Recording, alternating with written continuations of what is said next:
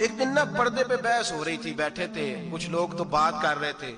کہہ رہے تھے کہ جناب عورت کو نقاب پہننا چاہیے، برقع اوڑھنا چاہیے، کچھ کہہ رہے تھے ٹوپی والا برقع اچھا ہے، کچھ کہہ رہے تھے فلاں زیادہ اچھا ہے، باتیں ہو رہی تھی۔ بابا جی سادے سے بیچ میں بیٹھے تھے، میں نے ان کی طرف توجہ کی، میں نے کہا بزرگوں آپ بھی تو کوئی جواب دیں۔ کہنے لگے مجھے آیتیں اور حدیثیں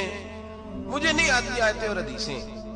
پر پردہ بڑا ضروری ہے، یہ میری عقل میں بات آ گئی ہے۔ میں نے کہا صاحب ہمیں بھی سمجھا دیں، چلے اگر آپ نے علم نہیں پڑھا تو عمر تو آپ کی زیادہ ہے نا، آپ نے بزرگوں سے باتیں سنی ہیں۔